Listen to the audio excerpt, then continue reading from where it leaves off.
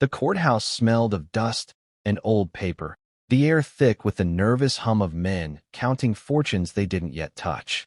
Caleb Kirby sat in the last row, fingers tapping against his knees, heart hammering like a drum only he could hear. At 34, he had spent a lifetime moving through other men's land, fixing fences that weren't his, carrying the quiet ache of a family legacy lost to debt and time.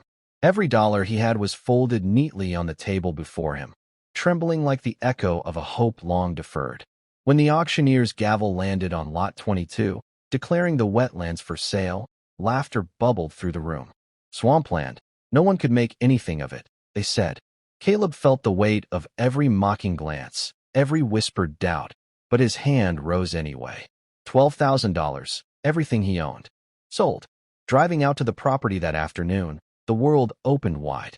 The late summer sun glimmered off shallow pools, tall grasses bent and swayed like waves across the soft, breathing earth.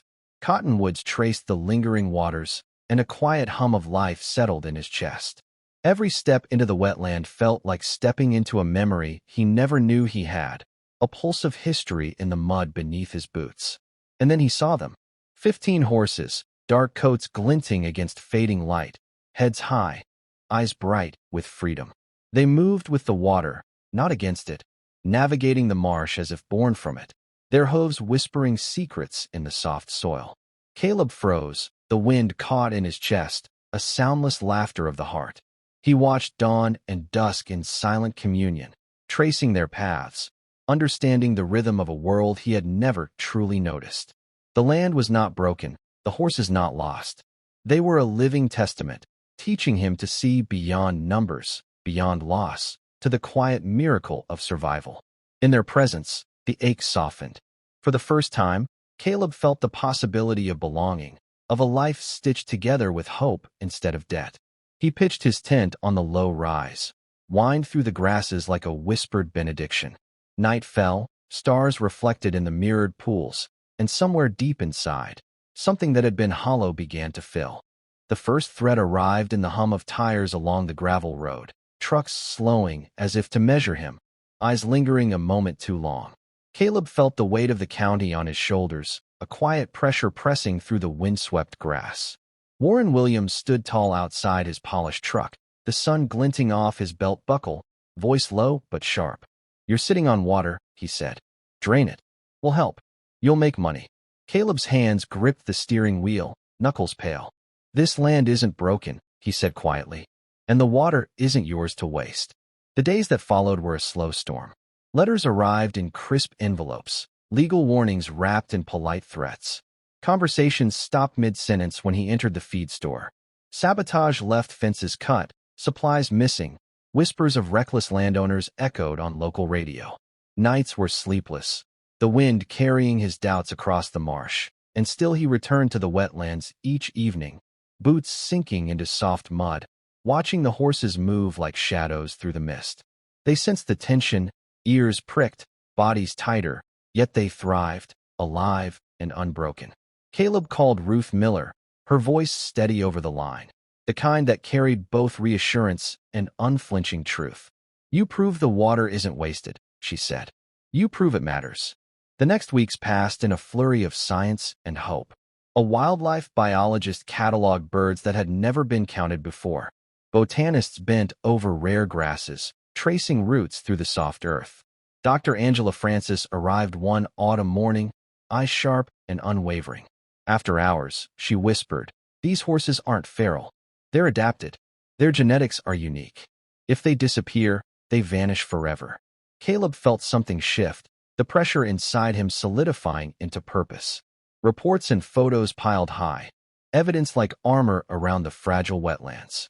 Public criticism crashed, but Caleb stood steady, walking the marsh at sunrise, inhaling the wet air, feeling the pulse of life beneath his boots. Each hoof's splash in the mirrored water, each bird rising from reeds, became a testament to persistence, to patience, to the courage of protecting something larger than himself. Night fell over the low rise, the wind through the tall grasses carrying a quiet promise.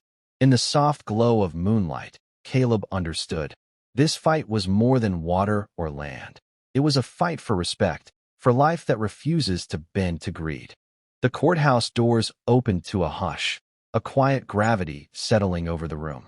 Caleb stood among maps, reports, and the whispers of 1,000 small doubts, feeling the weight of every step that had brought him here.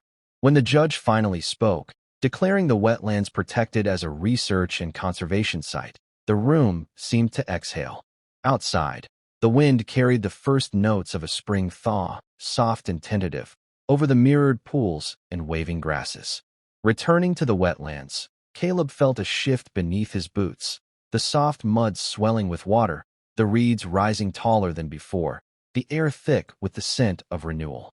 The horses were already moving through shallow ponds, their hooves steady, eyes bright, heads held high. They had always known the rhythm of the land. Now the world around them acknowledged it too. Caleb watched the lead mare turn toward him, ears pricked, a silent nod of recognition passing between human and herd, a trust built over months of quiet observation. Students arrived in trucks and vans, notebooks in hand, cameras poised, eyes wide with wonder.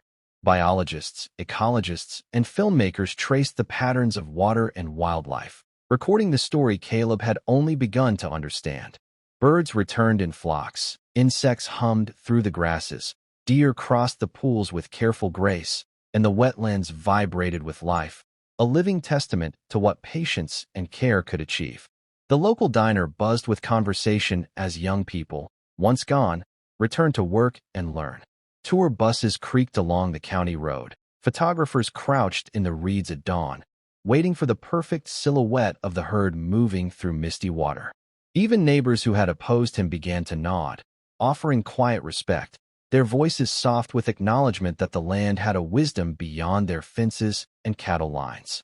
At dusk, Caleb climbed the rise near his cabin, wind ruffling his coat, eyes tracing the horses as they galloped across the wetlands, manes and tails glinting in the golden light. Here, there was no ownership, no debt, no fear, only belonging. He breathed in the deep, wet air, the world alive and moving beneath a sky painted in soft purples and oranges, and understood that some victories are silent, slow, and breathtakingly beautiful.